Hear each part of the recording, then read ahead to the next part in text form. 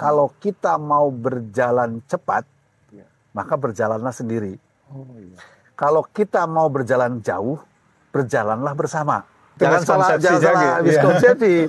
Ya kalau menyenangkan jadi guru nyanyi-nyanyi itu tepuk-tepuk, bukan. Ice breaking terus. Terus habis untuk ice breaking gitu kan. Jangan sampai nanti terjebak kan. Berganti-ganti kurikulum. Ngajarnya begitu-begitu terus. Juga, Nah, ini kan. Kalau dulu itu guru itu hanya melaksanakan perintah. Tetapi sekarang mempunyai gagasan aktivator.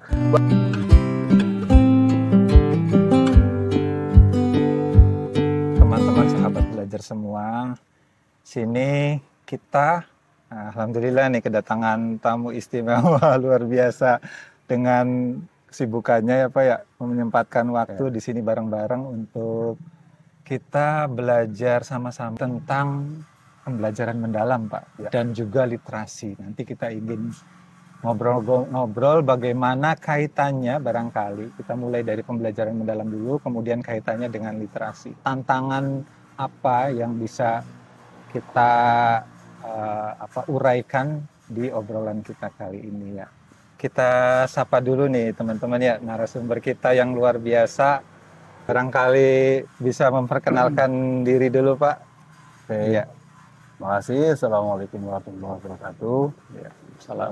Sahabat belajar yang saya banggakan, alhamdulillah hari ini saya bertemu dengan Pak Adri yang luar biasa, menggerak literasi dan fasilitator PM yang luar biasa di Kabupaten Indramayu.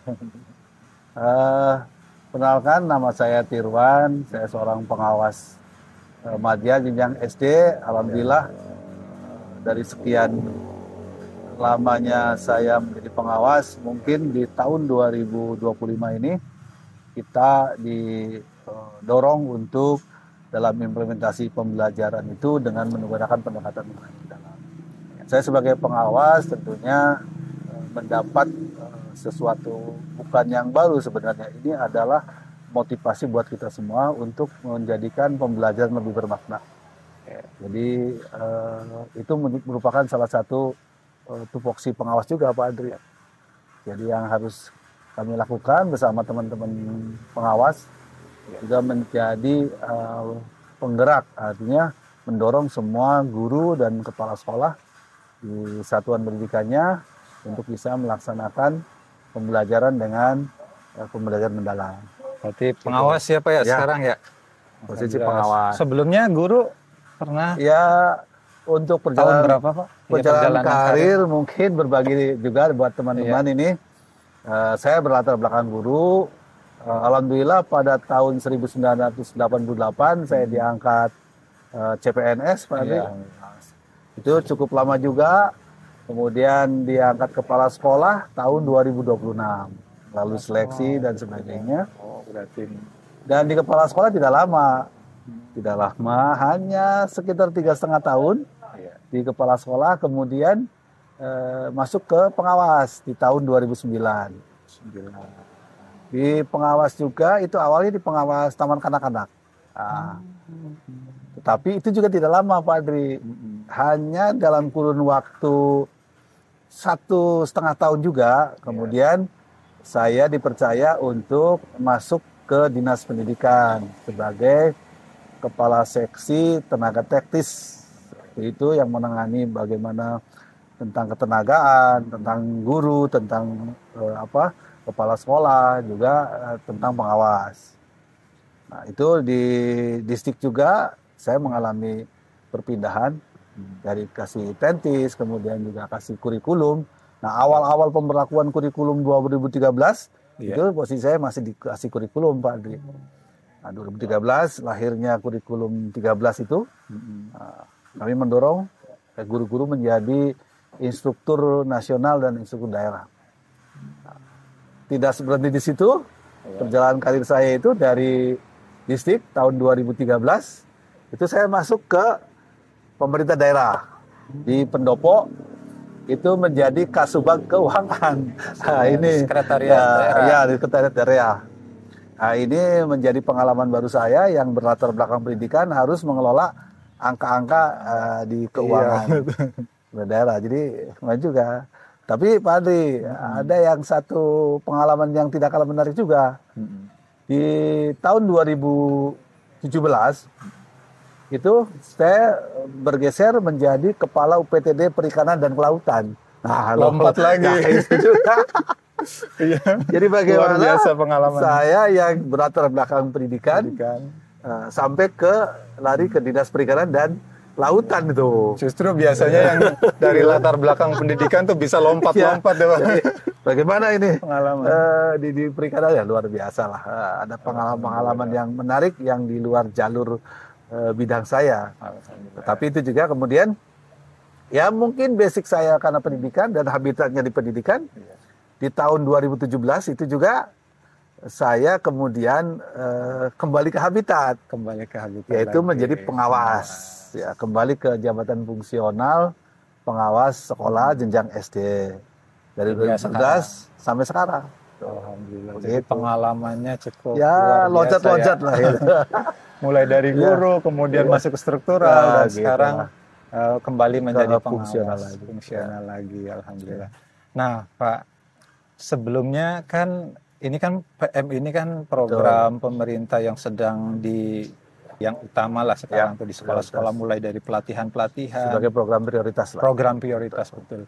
Nah, Bapak juga kan pernah ya Pak ya kemarin ikut sebelum jadi fasilitator kan ya, Betul. ikut juga di TOT ya. Ya, Nah, TOT itu kan training of Trainer. trainer.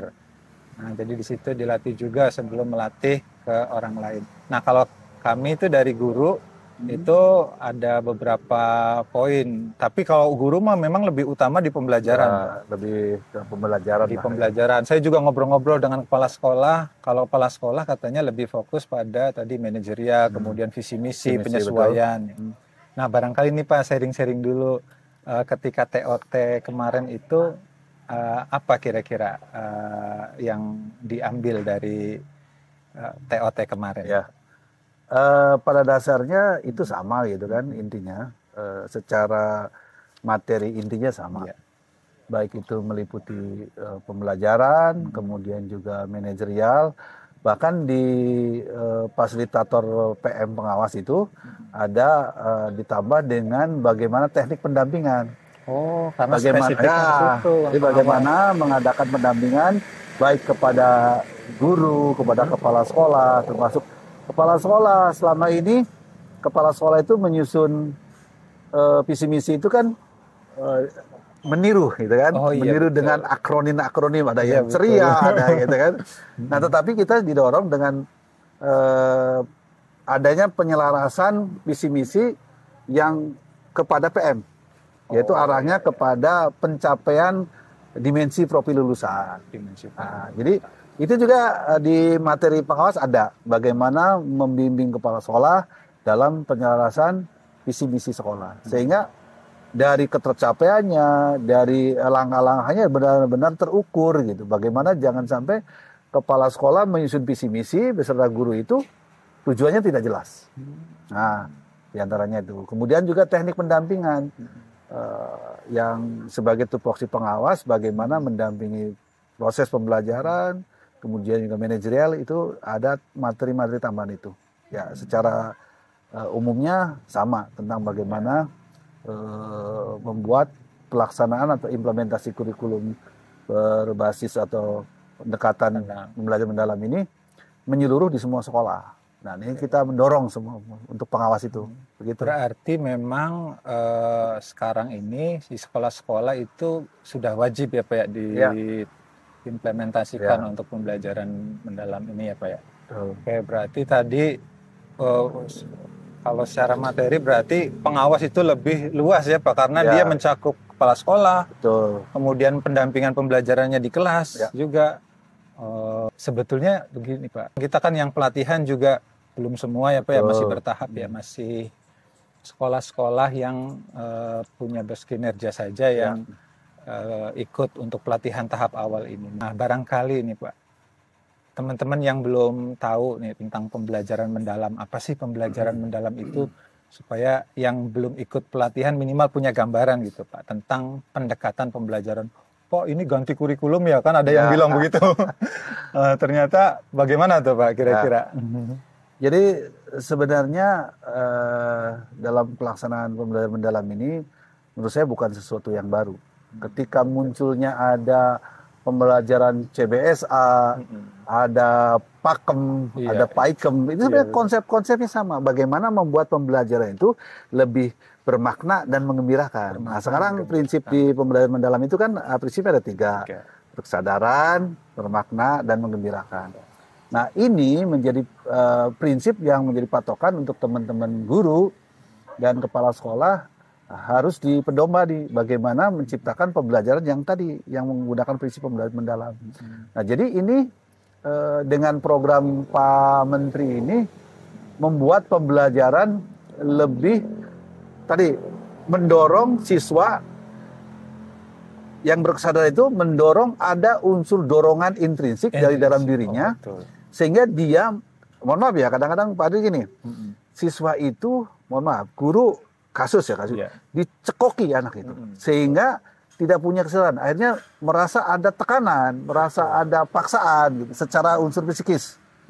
Dengan prinsip berkesadaran ini, anak itu muncul motivasi secara intrinsiknya. Kemudian juga dia punya keinginan untuk mengembangkan dirinya gitu. Ada motivasi, berkesadaran itu. Kemudian bermakna itu kan apa sih yang harus yang dipelajari saya di sekolah itu manfaatnya untuk apa di lingkungan kita, sehingga di sini pembelajaran bermakna itu mengarahkan guru mengadakan pembelajaran itu dan manfaatnya dalam kehidupan sehari-hari secara kontekstual gitu kan, secara kontekstual. Jadi guru tidak mengajarkan hanya menyampaikan materi, tapi mencoba menghubungkan dengan konteks kehidupan sehari-hari.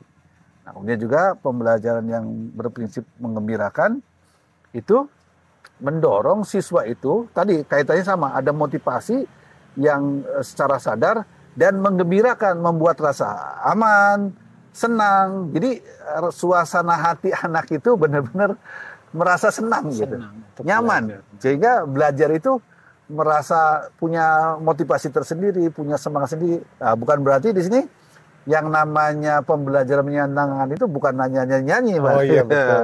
Itu jangan salah miskonsepsi. Yang kalau menyenangkan jadi guru nyanyi-nyanyi itu tepuk-tepuk, bukan. Ice breaking terus. Terus habis untuk ice breaking gitu kan. Jadi ini yang miskonsepsi. Nah, ini juga kita bicara bahwa ini yang penting dipahami oleh teman-teman guru, kepala sekolah. Karena kepala sekolah itu harus menjadi fasilitator bagi guru-gurunya untuk implementasi ini. Jadi tidak lepas tanggung jawab, sehingga guru-gurunya difasilitasi untuk berkembang. Nah, ini juga terkait dengan antara sekolah yang dibiayai oleh Boskin dan yang belum. Ini sebenarnya sudah didorong gitu kan.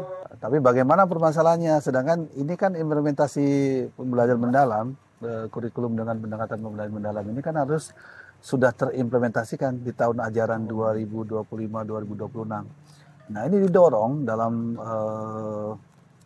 surat edaran atau apa itu ya, dari kementerian itu bisa menggunakan BOS reguler. Sehingga ini nanti diikuti regulasi atau kebijakan daerah. Nah, diharapkan ini mendorong khususnya di Kabupaten Indramayu semua guru di semua satuan pendidikan memahami bagaimana mengimplementasikan. Karena harus tahu dulu konsepnya dan paham sehingga bisa melaksanakan. Jangan sampai nanti terjebak kan. Berganti-ganti kurikulum. Ya.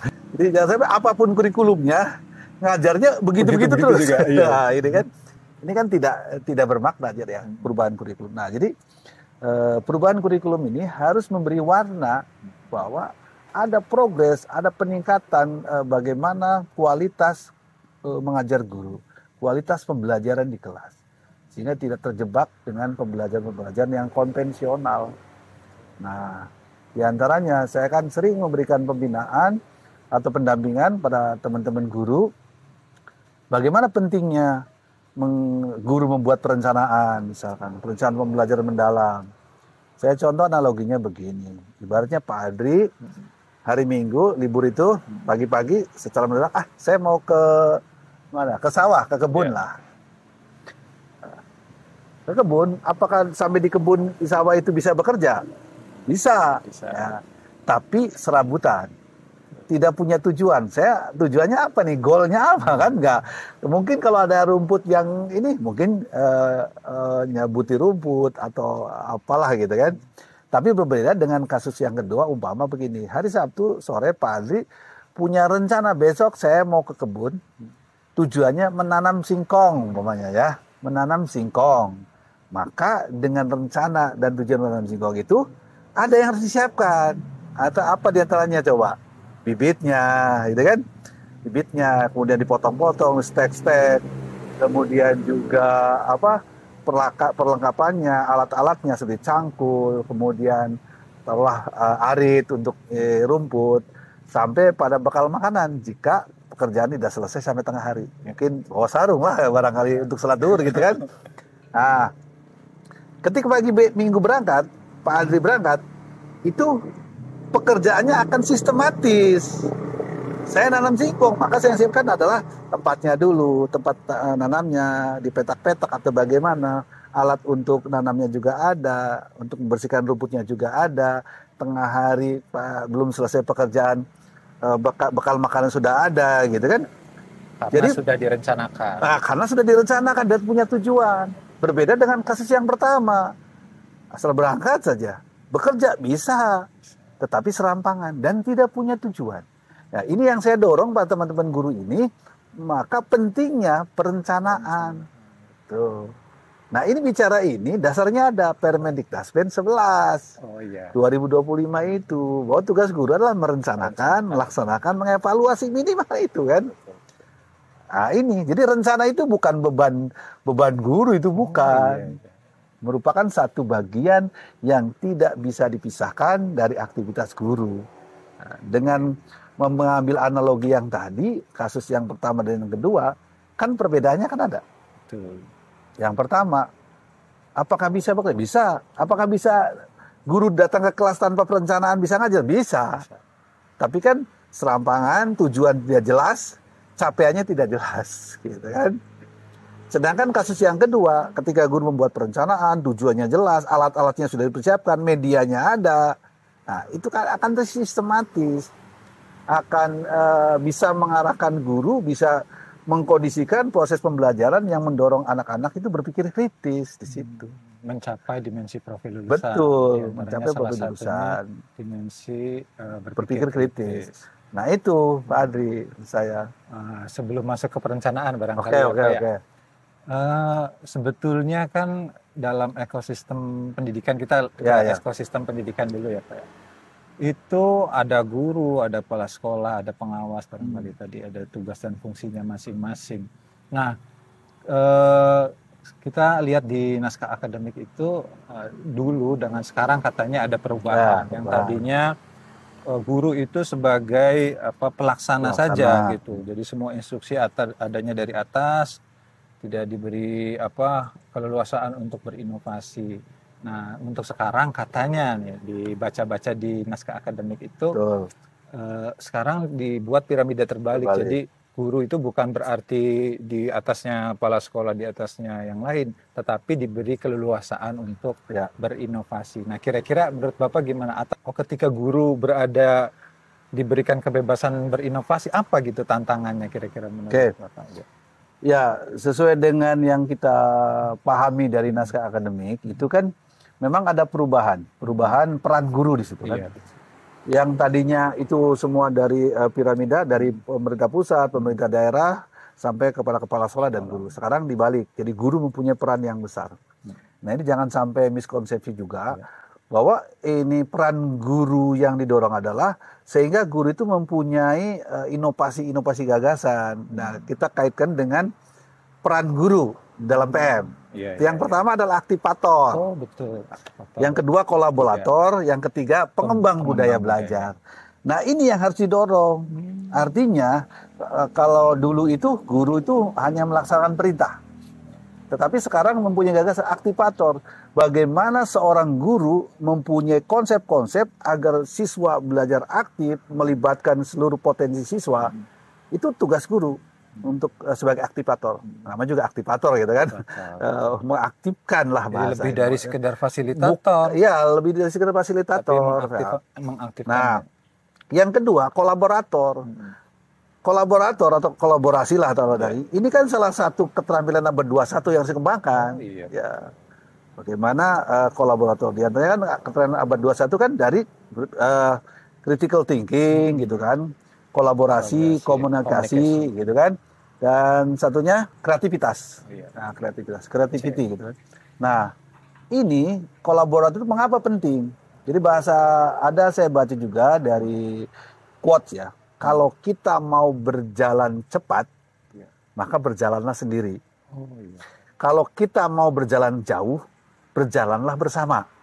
Nah, ini saya kutip quote ini sangat luar biasa untuk memotivasi teman-teman guru. Terutama ya sekarang dalam implementasi kurikulum berbasis atau pendekatan mendalam ini, yuk kita bangun kolaborasi. Karena masing-masing individu itu punya kelemahan, punya kelebihan. Ketika kita membangun sebuah kolaborasi, maka kita akan saling berbagi praktik baik, saling mengisi satu sama lain. Nah, itulah pentingnya kolaborator. Dan ini perlu dikembangkan oleh teman-teman guru semua. Dan ini harus dibangun oleh para kepala sekolah di satuan pendidikan masing-masing. Nah, peran yang ketiga itu kan pengembang budaya belajar. Pengembang budaya belajar, bagaimana seorang guru bisa mengembangkan budaya belajar anak kalau gurunya tidak sebagai pengembang budaya belajar. Nah, bagaimana menciptakan suasana belajar yang lebih berkembang, yang lebih menarik, sehingga anak-anak itu termotivasi, tertantang gitu kan. Nah, caranya bagaimana? Ya kita perdalam lagi kemampuan-kemampuan kita dalam kemampuan praktek pedagogis misalkan. Dengan sekarang yang didorong itu kan pembelajaran berbasis masalah, problem based learning atau project based learning, bahkan antar disiplin ilmu. Nah, ini juga salah satu langkah yang bisa dikembangkan oleh guru-guru sehingga budaya belajar kita tidak terjebak dengan itu lagi gitulah.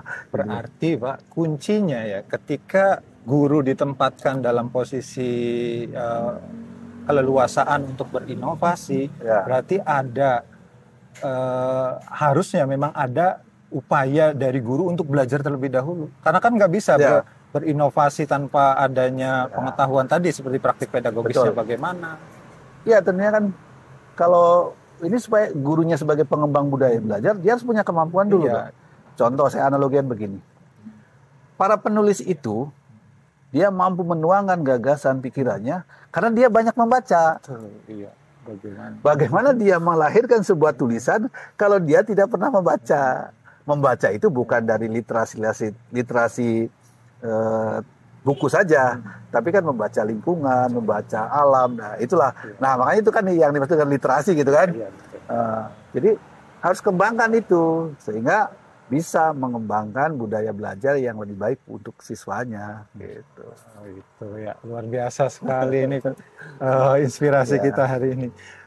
Ini lanjut ke ini Pak, ke tantangan barangkali. Tadi kan banyak ya tantangannya. Selain juga guru memang perlu didorong untuk terus belajar sepanjang hayat, termasuk siswa juga. Terus ada keterampilan abad 21, diantaranya kolaborasi. Sedangkan kita sendiri kadang untuk berkolaborasi agak susah gitu ya. Itu menjadi tantangan kita. Barangkali menurut Bapak nih ada nggak kira-kira, ada tidak kira-kira tantangan-tantangan dalam hal menerapkan pembelajaran mendalam ini? Yang terberat kira-kira apa gitu Pak? Ya, Bapak? Sebenarnya tantangan yang terberat menurut saya ini kan. Yang menurut Bapak. Artinya adalah mengubah mindset guru. Nah, maka di dalam pembelajaran mendalam itu kenapa harus diberikan grow mindset di awal modul? Di awal modul.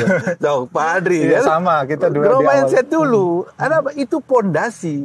Pondasi apa? Buat guru itu paham gitu. Kenapa saya harus begini gitu kan?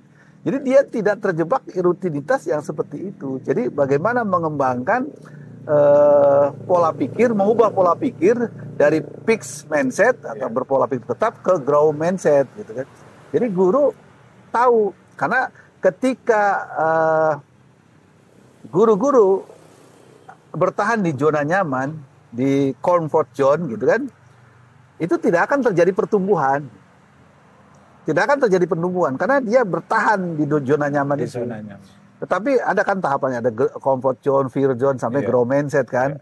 Nah, ketika menuju grow mindset itu namanya pertumbuhan. Tetapi jangan harap guru-guru itu akan menginginkan kenyamanan kalau sedang bertumbuh, gitu kan. Jadi jangan mengharapkan kenyamanan ketika kita bertumbuh. Ketika kita bertumbuh. Tapi jangan berharap bertumbuh kalau kita bertahan di zona nyaman. Nah, seperti itu. Kadang kita pengennya masih ada di zona nyaman, Di zona nyaman. nggak mau belajar gitu. Ya. Jangankan ke siswa, kita imbaskan Betul. kita sendiri saja Ya, masih mau di masih. zona. Kadang begini ada juga Pak ya mungkin saya pribadi ya dulu. Misalnya gini, anak siswa itu misalnya disuruh untuk presentasi ke depan. Ya. Nah itu kan kalau yang tidak terbiasa, Betul. itu kan zona nyamannya saya biasanya diam dengerin Nah, guru ceramah di kelas itu. Nah ketika diberi tantangan untuk misalnya presentasi atau berdiskusi, nah itu merasa siswa itu tidak sanggup gitu. Ya. Karena zona nyamannya di situ. Padahal untuk mencapai growth mindset tadi kita perlu keluar dari zona nyaman dulu. Rasa gemeter, rasa takut itu hal yang wajar karena ada fear zone kan. Di sana fear zone itu kan berarti ada rasa takut, ada ketidaknyamanan. Baru nanti masuk ke zona bertumbuh tadi ya Pak ya. Nah, bagaimana bisa mengimplementasikan ke anak kalau kitanya sendiri belum memahami pola pikirnya tadi. Ya. Betul juga di awal itu kita modul pertama itu growth mindset dulu. Ya, growth mindset dulu. Ini nyambung ke tadi ya Pak ya, mengenai perencanaan pembelajaran.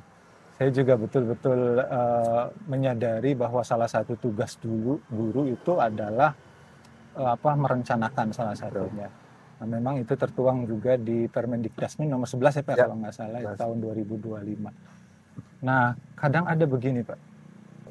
Dari perubahan-perubahan yang terjadi itu biasanya yang didorong terus itu yang diutamakan oleh guru misalnya. Yang penting mah RPP-nya gitu. RPP-nya selesai, tulisannya PM gitu. Sedangkan dia sebenarnya tidak merencanakan sama sekali gitu. Kan yang namanya perencanaan ya harusnya lahir dari dirinya sendiri, konsepnya sendiri gitu. Kemudian kebutuhan di kelasnya seperti apa. Nah ini ya tadi memang administrasinya mah ada gitu. Kalau dibilang mah cangkulnya ada. Dibawa, tapi ternyata tidak dipakai. Tidak dipakai. Kadang karena memang tidak dibuat menyesuaikan dengan kondisinya sendiri. Hanya ngejarnya administrasi. Nah itu ada tips-tips tidak Pak kira-kira jangan sampai fokusnya tadi hanya sekedar mengejar administrasi saja, yang penting administrasinya RPM atau rencana pembelajaran mendalam, modul ajar pembelajaran mendalam, tapi pada kenyataannya di lapangan atau di kelasnya transformasi pembelajarannya tidak ada. Tadi seperti apapun makanannya, minumannya, botol sosro. Jadi tetap saja pembelajarannya seperti itu. Kira-kira ada kiat-kiat tidak Pak menurut Bapak itu? Baik dari kepala sekolah atau dari sisi guru barangkali kita. Ini juga harus dipahami oleh semua pihak ya, baik guru maupun kepala sekolah, termasuk pengawas. Karena beberapa waktu lalu kita juga kan dari pemerintah pusat juga kan meringankan beban guru dari beban-beban administratif. Nah, terkait dengan ini, kiat atau tips atau apapun lah ya, sehingga guru itu merasa tidak terbebani, kita harus bisa membedakan antara administrasi yang bermakna itu betul. Dan yang formalitas. Oh iya. Gitu kan? Jadi ingat, yang formalitas ya hanya sekedar melengkapi tuntutan lah, formalitas. Tapi yang namanya perencanaan pembelajaran, kemudian menganalisis hasil evaluasi, itu yang harus include di dalamnya. Itu adalah administrasi yang bermakna untuk membuat pembelajaran itu lebih bermakna dan lebih berhasil. Nah, jadi ini harus bisa dipisahkan, mana administrasi yang bermakna dan yang formalitas.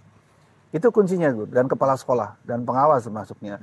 Dan kepala sekolah maupun pengawas, saya sebagai pengawas, jujur saja saya tidak pernah mendesak dengan belasan administrasi yang harus guru kumpulkan. Saya tetap mengejar administrasi yang bermakna, terutama terkait dengan proses pembelajaran. Ya, diantaranya ada perencanaan, melakukan perencanaan pembelajaran, melaksanakan, dan di dalam melaksanakan juga kan ada administrasi yang lainnya, misalkan membuat asesmen formatif gitu kan. Nah, kemudian juga di penilaian, di sumatifnya atau formatifnya juga. Nah, ini menjadi satu kesatuan dalam aktivitas guru. Jadi bukan menjadi beban ini. Iya. Kan tadi saya analoginya kan udah saya contohkan. Iya. Nah, itu jadi harus bisa membedakan. Kemudian juga supaya tidak menjadi beban, kita manfaatkan teknologi sebagai alat pembantu kita. Jujur saja, kita semua tahu bahwa di media sosial, di browsing itu banyak teman-teman yang menge-share dan tinggal download RPP pembelajaran mendalam.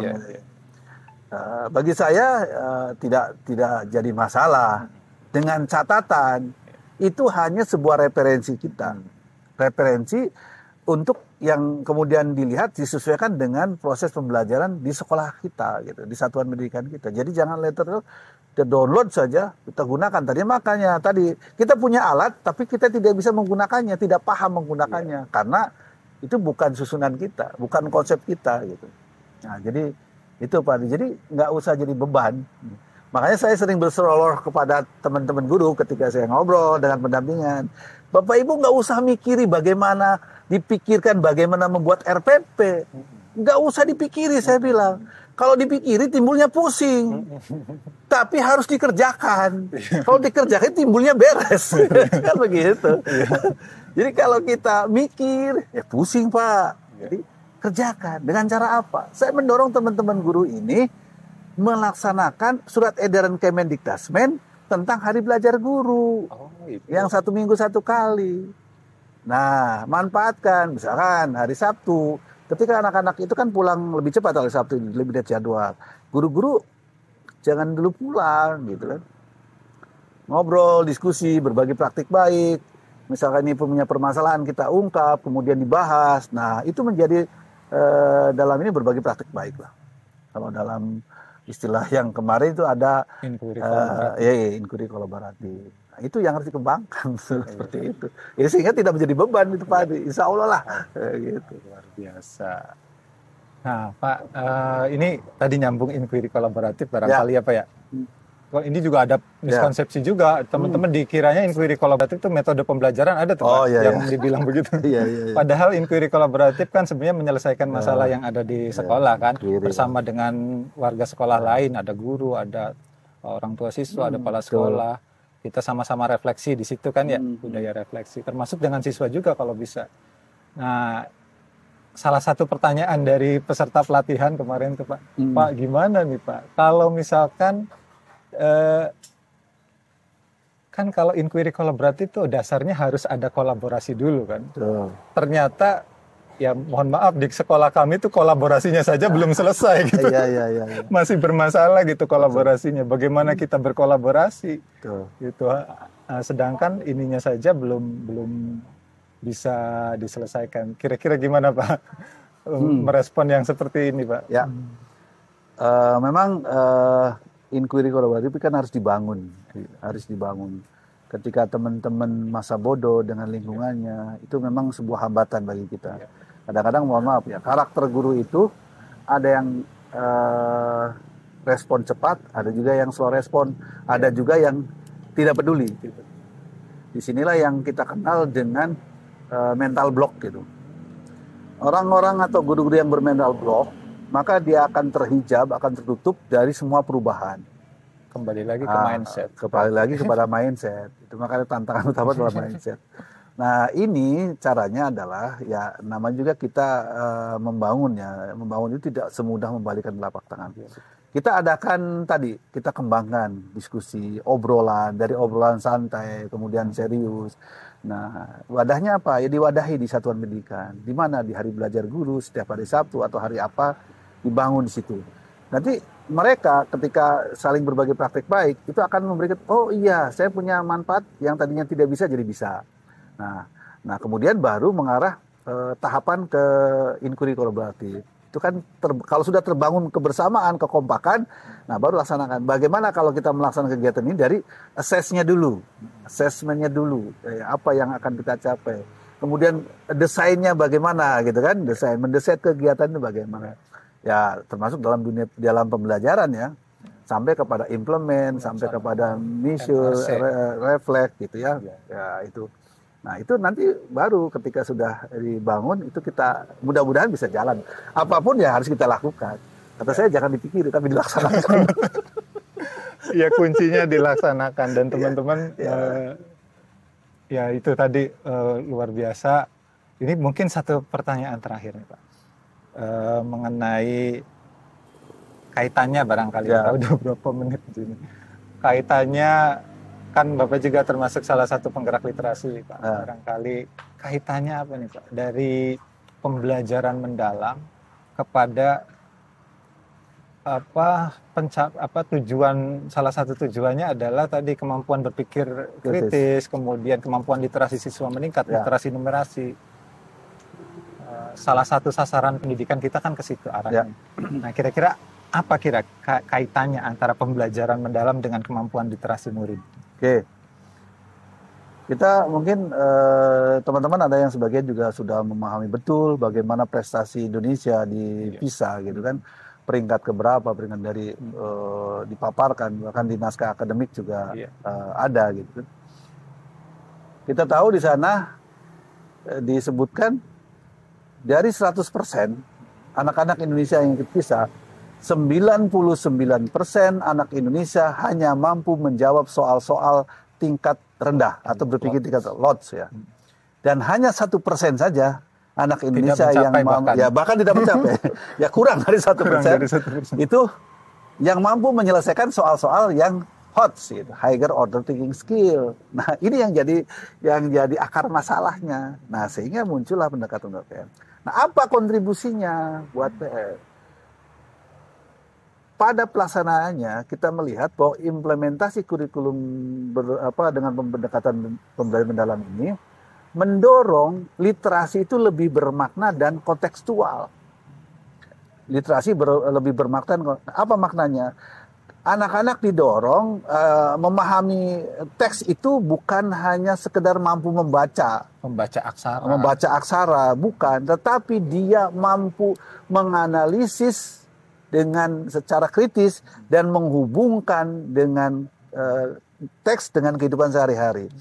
Contoh, yang namanya literat, anak-anak yang berpikir atau orang yang berpikir literasinya tinggi, berliterat tinggi, ketika saya ngomong dengan Pak Adri, contoh, saya ngobrol tentang mangrove, mangrove, maka kalau dalam benak Pak Adri itu, oh iya, saya sudah baca di buku A. Oh, saya sudah mendengar dari dosen Anu. Oh, itu namanya sudah literatnya sudah bagus itu. Jadi kalau ada anak yang diajak bicara terus dia nyambung dengan sumber ini, konteks ini, itu sudah punya potensi, Pak. Jadi kalau ada ngobrol dengan seseorang, blekenengnya dan bahasa Indonesia blekeneng. Nah, itu perlu ditingkatkan literasinya. Nah, ini PM ini mendorong literasi itu lebih bermakna dan kontekstual karena harus apa dampaknya, apa maknanya dalam kehidupan sehari-hari. Kemudian yang berikutnya kita melihat juga kemarin ada kegiatan ANBK, itu saya sempat lihat juga soal ya memang dari sebuah kasus-kasus gitu. Nah, bagaimana anak memahami dari sebuah teks wacana, kemudian dia memahami dari teks itu dari berbagai sudut. Nah, ini yang harus dikembangkan. Nah, jadi dan di dalam pembelajaran mendalam itu mengarahnya ke sana. Jadi lebih mengedepankan proses. Nah, tidak mengejar perolehan nilai. Nah, selama ini dalam asesmen kita gitu kan di pedoman panduan pembelajaran dan asesmen itu konsep lama itu kita ngejarnya itu adalah nilai, bahkan sumatif mempunyai porsi yang lebih besar. Tapi sekarang dengan tadi grafik piramida juga ini yang lebih besar itu adalah porsi yang formatif, yang dimana asesmen itu dibagi ada as learning, for learning, dan off learning. Nah, as learning dan for learning ini berada pada posisi formatif, baik itu asesmen awal, pembelajaran atau diagnostik, kemudian proses. Nah, baru off learning ini hanya sebagian kecil saja. Kita lebih menilai pada. Nah, ini ya, ketika kita sudah mendorong pembelajaran dengan asesmen yang proses ini sudah mendorong kepada peningkatan berpikir kritis siswa. Tidak asal kejar angka. Nah, itu. Nah, kemudian kadang-kadang begini. Ini ada kaitannya juga ya untuk teman-teman di sekolah, guru dan kepala sekolah. Kita membuat program-program yang ada kaitannya nanti mendukung pencapaian dimensi profil lulusan, dana berpikir kritis, kemandirian dan sebagainya gitu kan. Kita membuat programnya itu tidak mengarah ke sana. Kadang-kadang kita salah menganalisis karakteristik satuan pendidikan. Kalau saya tanya Pak Adri hari ini sehat? Nah, sehat. Tapi saya tanya, Pak Adri terakhir periksa ke dokter kapan? Waduh, lupa tuh ya, sekitar berapa tahun yang sudah lalu. Sudah tahun yang lalu. Nah, jawaban Pak Adri ngomong sehat, itu asumsi. Bukan pakai data. Oh iya. Ya kan? Bisa jadi sesuatu. Asumsi dan rasa gitu. Oh, saya baik-baik saja, saya bisa ngobrol di sini gitu kan. Nyantai gitu kan. Saya bisa ngajar gitu. Itu asumsi, Pak. Jadi tidak berbicara pakai data. Jadi kalau belum tentu kalau sekarang Pak Adri itu periksa ke dokter, bisa saja gula darahnya tinggi. Iya, bisa juga, begitu. Karena kita nggak tahu ngerasanya sehat gitu. Sehat. Nah ini harus dikembangkan di sekolah ini. Jadi kita dorong sekarang itu kan dengan dibimbing oleh BPPMP, gitu, bahkan dari kementerian. Kita buat program sekolah itu mendorong untuk pencapaian dimensi profil lulusan itu berbicara program berbasis data. Nah, jangan pakai asumsi, jangan pakai perasaan. Gitu. Ya rasa sehat-sehat belum tentu asam uratnya tinggi. Jadi sebetulnya memang pembelajaran mendalam ini arahnya nanti ke sana ya, Pak ya. Kemampuan literasi, numerasi. Bahkan pernah sempat mendengar itu dari sekian banyak, misalnya dari sekian siswa yang sudah bisa membaca secara aksara, 75% katanya tidak paham apa yang dibaca. Padahal sudah bisa baca. Ini salah satu kita tujuan dari PM itu mengejar ke arah sana barangkali ya Pak ya. Luar biasa obrolan kita barangkali hari ini Pak. Yang satu lagi barangkali Pak. Closing statement itu untuk pesan-pesan untuk kami para guru atau siapapun lah menurut pertemuan kita kali ini Pak. Oke. Buat teman, sahabat belajar semua, sebagai penutup, ini kita kalau berbicara membuat sekolah sukses, itu bukan berarti menjadi ukuran siapa yang cepat. Jadi sukses itu bukan ukuran siapa yang cepat, tapi siapa yang tekun melaksanakan secara berkesinambungan. Jadi itulah ukuran sukses. Jadi buat teman-teman semua, dengan pemberlakuan kurikulum pendekatan berbagai mendalam itu, yuk kita bangun kolaborasi, kebersamaan, berbagi praktik baik, sehingga satu sama lain bisa saling mengisi. Oke, saja. Luar biasa, manfaat sekali pertemuan kita kali ini. Alhamdulillah Bapak. Terima kasih Pak atas waktunya. Semoga nanti bisa ketemu lagi nih Pak dengan pembahasan-pembahasan berikutnya. Alhamdulillah teman-teman. Semoga bermanfaat. Assalamualaikum warahmatullahi wabarakatuh. Waalaikumsalam warahmatullahi wabarakatuh. Terima kasih Bapak.